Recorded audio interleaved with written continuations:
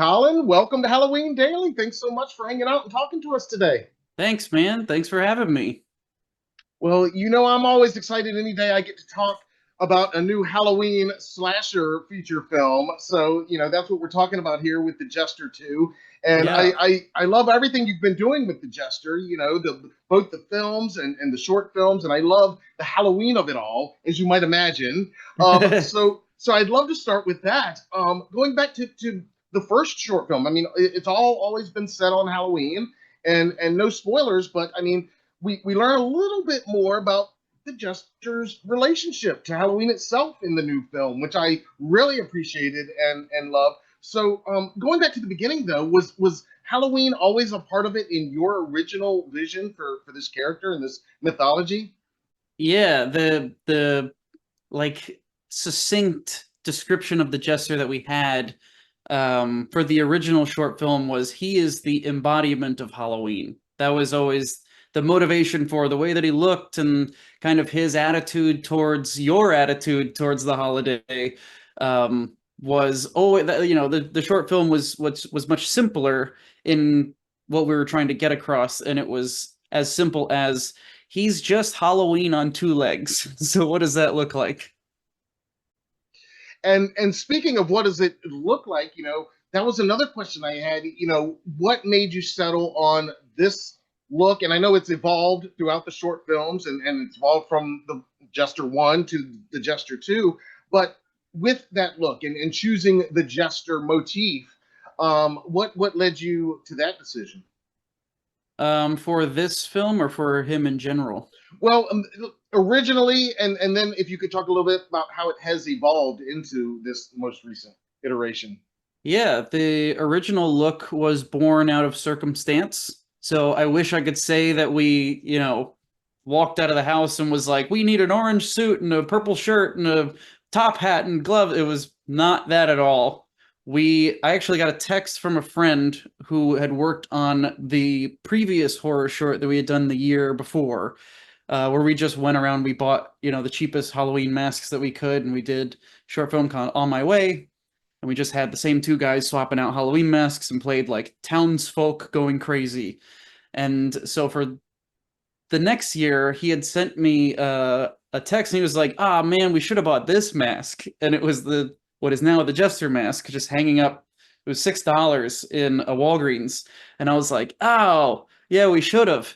Hey, maybe we make the next short that mask. And we went out, bought the mask first, and then just drove around to Spirit Halloweens and Party Cities and just kept saying, we maybe started with the suit and we're like, is it orange? I don't know. Well, it's on clearance, and we got the suit, and it's like, what goes with the suit? Well, he needs a cane, he needs a top hat, he needs gloves, and just kind of built it out from there with the mask being the foundation. And then Oh, the mhm. evolution of it over the Yes. feature films was we couldn't use that mask for the feature, so we redesigned it for the first one, and the redesign had its own limitations and things we had to work around. So for this one, I really wanted to go back to what was the essence of the short films. It's going to be different, it's going to change, but trying to go back to the familiarity with the shorts and get as close as possible to that. And I think we had a little bit of fun in this one, intentionally going back to that. Now, with this, obviously we love our slashers. We love our Halloween set slashers. And, I feel certain nods every now and then to some of the classics that we love. But, I also love when you subvert our expectations. In both films, there's certain times where I'm like, okay, that's a cool left where I might have expected it to go right. Can you talk a little bit about that? Because it's such a challenge now, just, you know, in the genre. There are so many slashers, mass slashers that take place on Halloween. Even it's That its don't own talk. subgenre, and but to keep that somewhat fresh and to subvert our expectations while still finding ways to deliver on what we're there for at the same time. Yeah, it's so difficult. I think James Yeah. Cameron talked about the intention with a sequel is you have to give the audience what they want and Mhm. what they expect, but you also have to do something new. And Yep. trying to find that balance of, you have to, like you said, you have to deliver on the expectation. You can't subvert every expectation because then you're making a Right. completely different kind of thing. um I think for me, the subversion, I guess, or just the trying to, 1%, even if we can get 1% outside of the saturation, of, like Yep. you were saying, of the slashers and the masks and the mute killers and all these things. And um the 1% is, I talked so much more on this movie about not horror movies than other Mhm. movies. It wasn't so much of, oh, do this like, like Halloween or like Trick or Treat or something like that. Mhm. We talked a lot about things like Collateral and Jaws and The Lost World. We talked about so many different things, and Whiplash and all these other movies. And I just, it wasn't intentional, but me and Mike and Kevin, the DP, we realized at one point, we were like, wow, we're making a horror movie, and we were talking about like The Grinch and Looney Tunes and stuff Yep. like that. I think just rather than pull from the same pool that everybody else is, or everybody else might be, you just saturating yourself with those same ingredients. But if you try to reach outside of those things and you look elsewhere and try to fold those things in the best you can to your horror movie, you might land on something new. And I'm not saying that whether we have or haven't, but I liked that part of the process was, yeah, he's like Bugs Bunny in this scene, something like that, Right. rather than Freddy Krueger. Yeah, well, and I love hearing that too. That, like you said, you got to look a little bit outside of maybe the obvious places to look for those inspirations every now and then. Because I do think, especially in this genre, often those are those the most memorable moments that define the characters over the decades. It's those little 1% moments, Yeah. like Leatherface just being so confused and weirded out in the original Chainsaw, and you're like, what is going on in his head? And but it's those little, like you said, those 1% moments, I think, that tend to resonate for the longest sometimes. Yeah. Um, Now, obviously, it's a Halloween movie. A lot of people are going to be watching the new one this Halloween season, rewatching the first one this Halloween season, I imagine, and maybe for years to come. And again, I'm not going to spoil anything, but I mean, you've created a universe that I could see continuing and going on, and a mythology here. Are we looking forward to the future yet of the Jester universe? And obviously, I'm expecting it to remain on Halloween. If so, Yeah.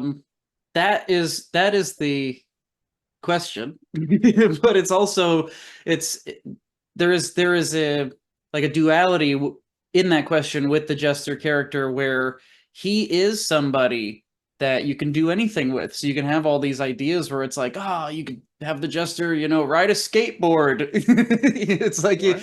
it Yeah. could be whatever you want it to be, but then that also is, that gets scary, because then it's like, well, what we Mm-hmm. learned in this one was, you need to put him in a box and you need to have him figure his way out of it. If you have a character that can do anything and go anywhere, what do you do? Where are the stakes anymore? Mm-hmm. And so, the challenge with going forward would be, if we do continue with the Jester mythology, is what box are we putting him in that doesn't negate the box that we just made for him, like in Jester 2. So keeping the stakes real for Jester 2 while moving forward and creating new stakes. I love it. For our last minute or so, while we've got you, we always try to ask, what does Halloween itself mean to you? Oh, I think Halloween means so much to so many people, which I know is such a boring answer, but I was just at Midsummer Scream for the first time to do an early screening for Jester 2, and seeing this celebration of this kind of material among so many different people, where they had the freedom to kind of be themselves and express themselves in a way that in another environment or another time of year they might not be able to. Right. So for the same reason that people love to decorate their house at Christmas time, people love to dress up and, you know, inhabit just kind of a different reality for a little bit on Halloween, I think is what makes it so special. And it was kind of wholesome. Yeah. Yep. And are you ready to start seeing the Jester costumes? You've probably already been seeing some hypothetically over the last few years, but this thing's getting a theatrical release and it's going to be everywhere this Halloween season. Are you ready this year and in years to come to possibly start seeing the Jester actually stalking people on October 31st? Oh yeah, I mean, I would be so humbled if people. I saw there was one time this was way before the features were a reality, but it was over the course of us making a short films. I got a tagged in a post on social media from a guy from Uruguay, and he had handmade his own Jester costume, like paper mache his mask and everything. And I was like, this is more work than we put into our Jester costume. The original Jester costume had less work than this guy put into it. It was like so humbling to see somebody that's hours of his life that he put into that, and he was so proud of his work, and he should have been. But yeah, it's amazing what when people find something that they're passionate about, the amount of work they'll put into it, and the results are usually really impressive. Well, I wouldn't be surprised if you start seeing it. For our last question, it's a two-parter. Your favorite costume you've ever worn and your favorite Halloween candy or treat. Oh God. Um. Okay.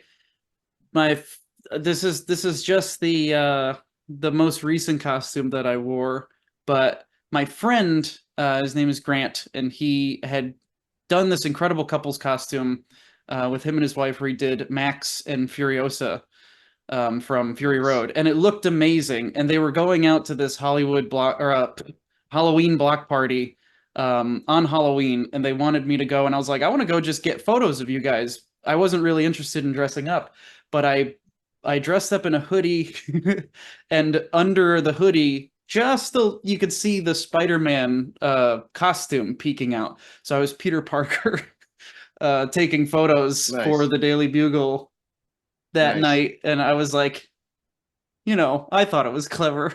I still Absolutely. participate. And then I don't know. I'm a I like Reese's. You can't I'm a go Reese wrong. I'm a Reese's guy, and they're Halloween colored. So it's like Yes. Halloween all year, Halloween daily. Absolutely. You got it. You got it. Perfect. I love it. Awesome, man. Well, I know you're super busy today. The movie's awesome. I know our audience is going to look forward to it and really enjoy it. And instead of saying goodbye, I'm just going to wish you a very happy Halloween. Thank you, sir. You as well.